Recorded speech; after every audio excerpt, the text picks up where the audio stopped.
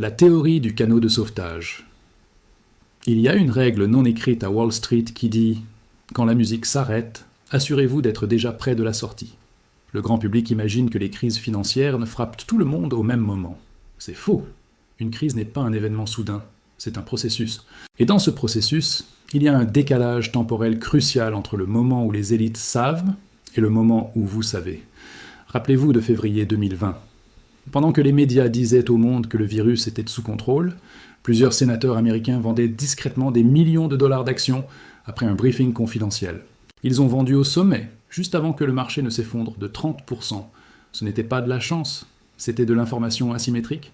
Aujourd'hui, en 2025, nous observons des mouvements de capitaux étranges et massifs. Les PDG vendent leurs actions à un rythme record.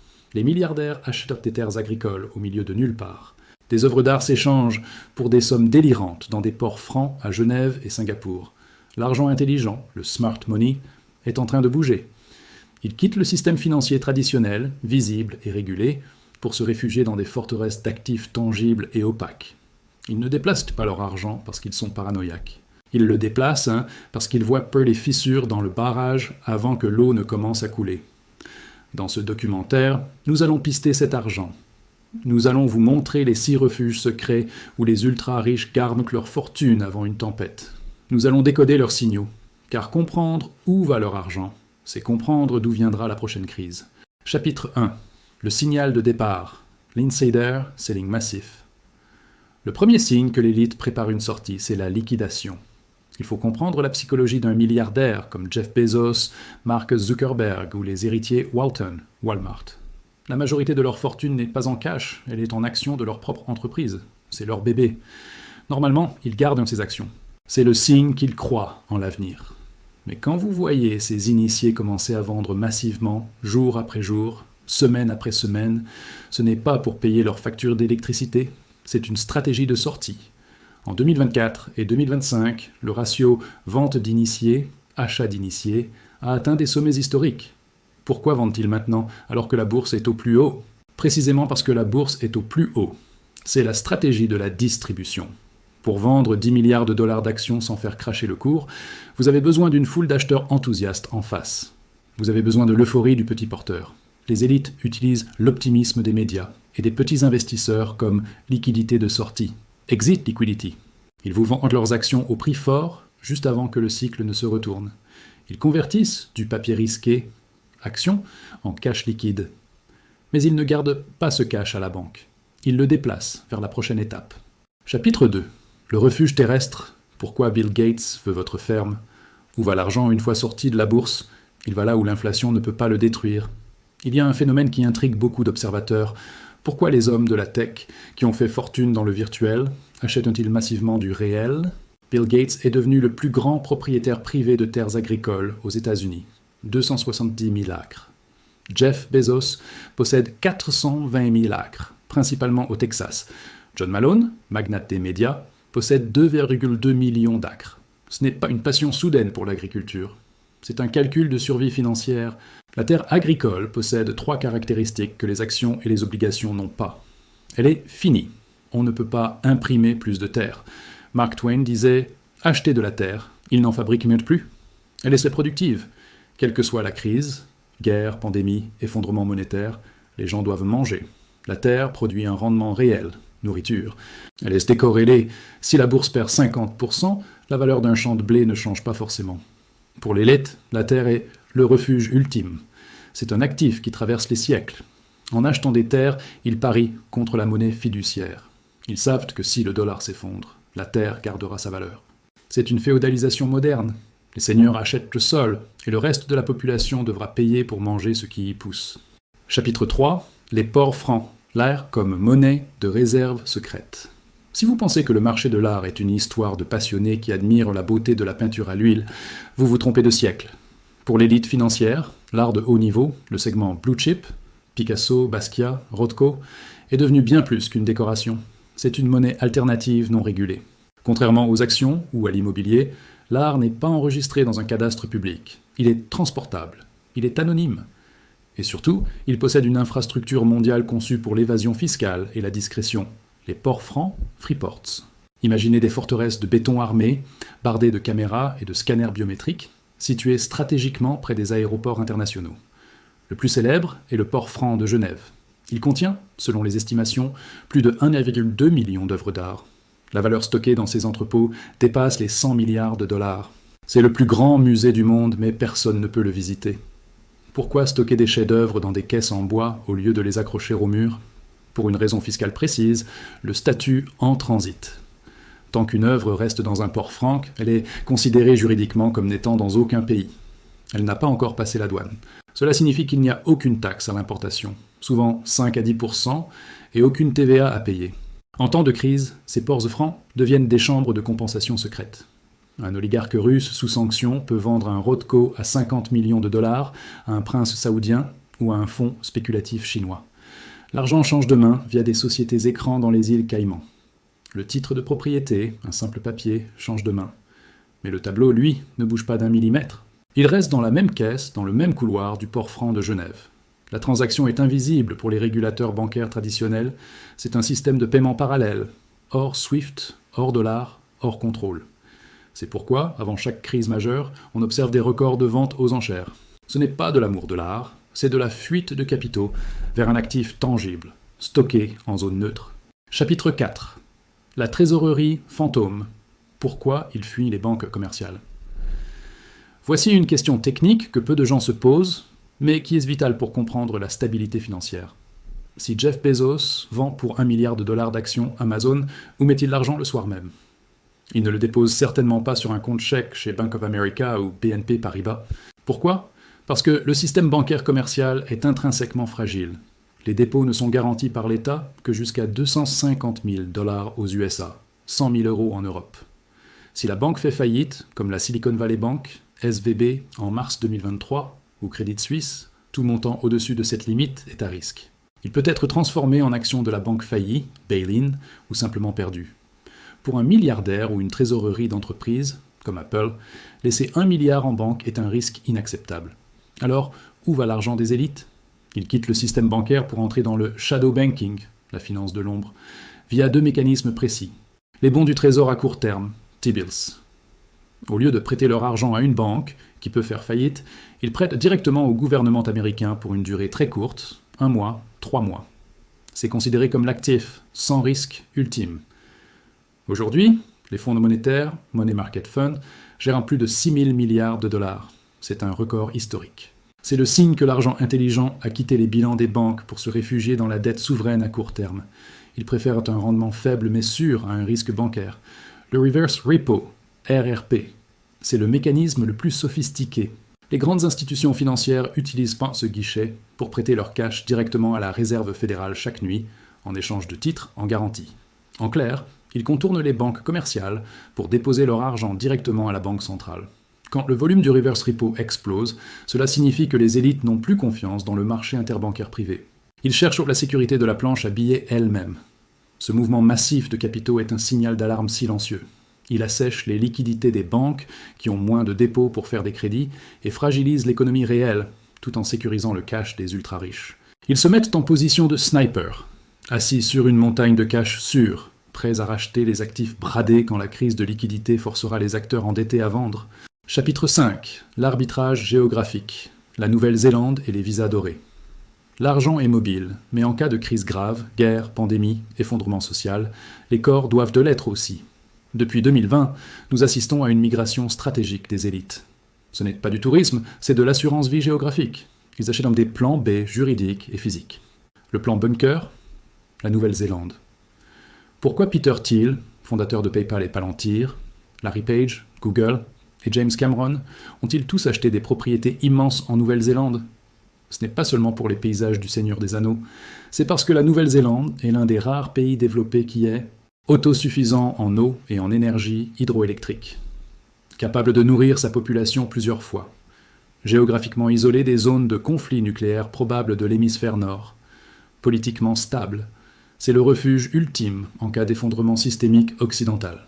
Des bunkers de luxe y sont construits, équipés pour tenir des mois en autonomie totale. Le plan de liberté, Dubaï et Singapour. Pour ceux qui craignent moins l'apocalypse nucléaire que la confiscation fiscale ou les sanctions, les capitaux fluent vers les Singapour du Moyen-Orient et d'Asie.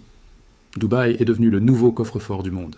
L'immobilier y a explosé, inondé par l'argent russe fuyant les sanctions, l'argent chinois fuyant le contrôle des capitaux et l'argent européen fuyant la fiscalité. Ces juridictions offrent une neutralité que la Suisse a perdue sous la pression américaine. Elles ne posent pas de questions sur l'origine des fonds tant qu'ils sont investis localement. Singapour, de son côté, est devenue la forteresse des family office asiatiques. L'élite accumule ce qu'on appelle des golden visas, visas dorés. En échange d'un investissement immobilier ou financier, des pays comme les Émirats, Malte ou la Thaïlande offrent une résidence permanente ou un passeport. C'est une option de sortie, plus d'option sur la citoyenneté. Si leur pays d'origine ferme ses frontières ou gèle leurs comptes, ils ont un deuxième passeport légal pour sortir et accéder à leurs fonds offshore. Chapitre 6. Le véhicule invisible, l'ascension des family office. La question centrale de cette enquête financière demeure: comment est-il possible de déplacer des milliards de dollars sans déclencher immédiatement des alertes rouges sur les marchés boursiers publics? Si Jeff Bezos ou Elon Musk vendaient leurs actions via un compte de courtage standard comme E-Trade ou Robinhood, l'information serait publique en quelques secondes, provoquant un crack instantané de leurs propres titres. Pour contourner cette transparence forcée, les ultra-riches utilisent une structure juridique qui est devenue l'angle mort le plus dangereux de la finance mondiale, le Family Office. Un Family Office n'est pas une banque ni un fonds d'investissement traditionnel. C'est une société de gestion de patrimoine privé dédiée exclusivement à la fortune d'une seule famille, Single Family Office, ou de quelques clans alliés, Multi-Family Office. C'est une forteresse financière personnelle qui opère en dehors des radars habituels. Ce qui rend ces structures si puissantes, c'est leur opacité légale unique. Contrairement aux hedge funds, aux banques ou aux fonds mutuels qui doivent publier des rapports trimestriels détaillés et subir des audits rigoureux, les family office bénéficient d'un vide juridique, particulièrement aux États-Unis. Grâce à une exemption spécifique de la SEC, le gendarme de la bourse, ils n'ont souvent pas l'obligation de divulguer leur position au public, même lorsqu'ils gèrent des dizaines de milliards de dollars. Ils peuvent prendre des paris à effet de levier massif, accumuler des positions dominantes dans des secteurs stratégiques ou vendre à découvert sans que personne ne le sache, jusqu'à ce qu'il soit trop tard. C'est ainsi qu'Archicos Capital, un simple family office, a pu faire exploser 20 milliards de dollars en quelques jours en 2021, prenant tout le monde par surprise. On estime aujourd'hui que les family office gèrent plus de 6 000 milliards de dollars d'actifs à travers le monde. Pour mettre ce chiffre en perspective, c'est plus que l'industrie entière des hedge funds, qui fait pourtant la une des journaux. C'est une véritable matière noire financière, une masse invisible qui exerce une gravité immense sur les marchés, sans être détectée par les télescopes des régulateurs. C'est via ces structures opaques que les élites exécutent les stratégies de repli que nous avons décrites tout au long de ce documentaire. L'achat discret de milliers d'hectares de terres agricoles via des sociétés écrans LLC à responsabilité limitée, l'accumulation d'or physique stocké hors système bancaire dans des coffres privés, ou l'investissement direct dans le private equity et le venture capital des marchés privés non cotés, où la liquidité est verrouillée pour des années. Pour opérer ces transactions sans laisser de traces sur le prix des actifs, ces entités utilisent aussi massivement les dark pools, bassins de liquidité sombre. Ce sont des bourses privées, gérées en interne par des grandes banques comme Goldman Sachs ou Morgan Stanley, où les investisseurs institutionnels peuvent s'échanger des blocs d'actions gigantesques, sans que le prix et le volume ne soient affichés publiquement en temps réel. Contrairement au New York Stock Exchange où chaque ordre est visible, le dark pool permet l'anonymat total jusqu'à la finalisation de la transaction. Cela permet aux baleines de vendre des positions massives sans créer de slippage, la baisse du prix causée par la vente elle-même, et sans déclencher la panique parmi les petits porteurs qui observent les carnets d'ordre public. L'utilisation de ces canaux obscurs explique souvent les divergences étranges que l'on observe sur les marchés avant une crise. Quand vous voyez le marché boursier monter doucement, avec des volumes d'échanges étonnamment faibles, alors que l'économie réelle montre des signes évidents de récession, c'est souvent le signe que le smart money est à l'œuvre en coulisses. Ils utilisent cette liquidité de surface pour distribuer méthodiquement leurs titres aux algorithmes de trading et aux petits porteurs via ces canaux invisibles. C'est une opération de transfert silencieuse. Les actifs à risque passent des mains fortes, les family offices informés, vers les mains faibles, non, le public et les fonds de pension, le tout sous le couvert d'une stabilité de marché artificielle maintenue juste assez longtemps pour vider les inventaires. Finalement, le family office est l'outil ultime de la sécession des élites. Il leur permet de se détacher du sort commun d'investir dans des juridictions qui échappent aux lois de leur propre pays et de préparer leur survie financière en toute discrétion. Alors que l'investisseur moyen est contraint de subir la volatilité des marchés publics et l'inflation des devises nationales. Le Family Office permet de construire une arche de Noé financière sur mesure, capable de naviguer entre les juridictions, les classes d'actifs et les monnaies. C'est la privatisation totale de la gestion de crise, inaccessible au commun des mortels, et c'est le véhicule principal par lequel l'inégalité de richesse se transforme en inégalité de destin face à l'effondrement. Chapitre 7. Le piège pour les autres, la liquidité de sortie. C'est la partie la plus cynique, la plus cruelle, mais aussi la plus nécessaire du système financier moderne. Pour que les élites puissent vendre au sommet, pour qu'ils puissent transformer leurs milliards de dollars d'actions papier surévalués en cash réel et tangible, il faut mathématiquement qu'il y ait quelqu'un en face pour acheter. Il est impossible de vendre si personne n'achète. La question fondamentale est donc, qui achète quand les initiés, ceux qui ont l'information privilégiée, décident de vendre? La réponse est toujours la même, c'est la dumb money, l'argent bête. Le terme méprisant utilisé par Wall Street pour désigner le grand public, c'est vous. Ce sont vos fonds de pension qui gèrent votre retraite. Ce sont les petits porteurs qui tradent sur des applications gamifiées comme Robinhood ou eToro. Ce sont les épargnants qui suivent les conseils de leurs banquiers de quartier. C'est la masse immense du public qui réagit toujours avec un temps de retard aux nouvelles économiques, qui achète quand ça monte par euphorie et qui vend quand ça baisse par panique. Cette masse du capitaux est essentielle au fonctionnement du cycle. Elle sert de contrepartie de réservoir de liquidité qui permet aux gros acteurs de sortir de leur position sans faire s'effondrer le marché sur eux-mêmes avant d'avoir fini de vendre. Le rôle des médias financiers, qui appartiennent souvent au même conglomérat qui orchestre ces ventes, est absolument crucial dans cette mécanique de piège. Observez attentivement le narratif médiatique juste avant chaque grande crise historique, que ce soit la bulle Internet de 2000, la crise des subprimes de 2007 ou le sommet de 2021. Le discours est invariablement le même, répété en boucle. L'économie est solide. C'est une nouvelle ère de prospérité. Les fondamentaux justifient les prix. On invente de nouveaux termes pour expliquer pourquoi les ratios boursiers délirants sont normaux. On ridiculise les sceptiques qui parlent de bulles. On encourage activement le grand public à entrer sur le marché au pire moment possible. On leur dit de « buy the dip », acheter la baisse, de ne pas manquer le train. On utilise la peur de manquer une opportunité, FOMO, pour aspirer l'épargne des ménages vers des actifs toxiques. Des actions technologiques surévaluées, des crypto-monnaies au sommet de leur hype, ou de l'immobilier locatif acheté à crédit. Cette propagande financière a un but précis, créer la liquidité de sortie. Exit liquidity. Sans cet afflux constant d'argent frais et naïf, le marché s'assécherait et les initiés resteraient collés avec leurs titres invendables. Cette affluence de capitaux frais permet aux baleines et aux initiés de décharger leur position petit à petit, bloc par bloc, sans faire effondrer les prix immédiatement. C'est un transfert de richesse massif et silencieux, peut-être le plus grand vol légal de l'histoire.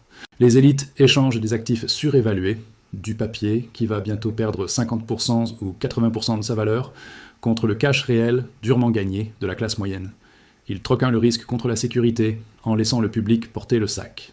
C'est une opération de délestage avant la tempête. Quand le marché finit inévitablement par se retourner, quand la gravité reprend ses droits, il est trop tard. Les élites sont déjà parties. Elles sont en sécurité dans leurs terres agricoles, leur or physique et leurs obligations d'État à court terme. Le public, lui, se retrouve avec les pertes. Ils deviennent les bag holders, ceux qui tiennent le sac vide. Ils voient leur retraite fondre, leur épargne disparaître, et ils ne comprennent pas ce qui s'est passé.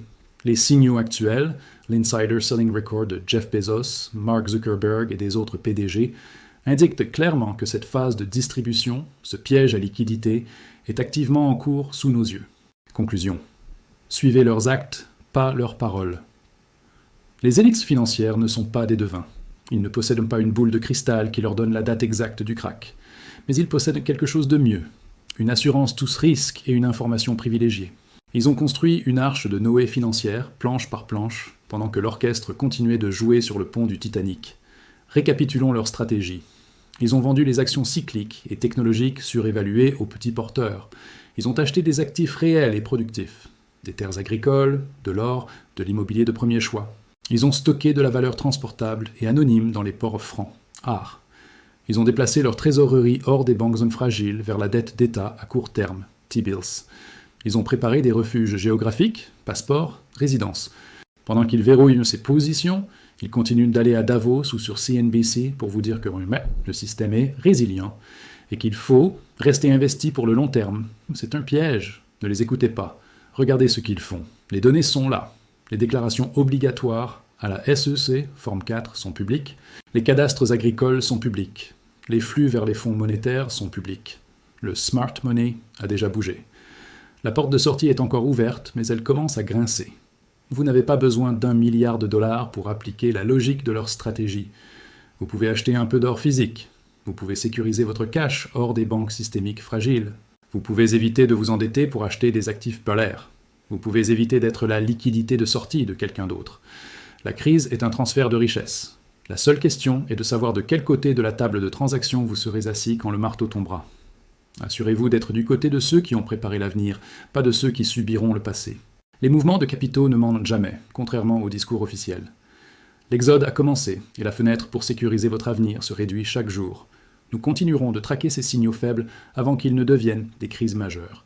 Pour avoir un temps d'avance sur l'histoire plutôt que de la subir, abonnez-vous maintenant. L'information est la seule monnaie qui ne perdra jamais sa valeur.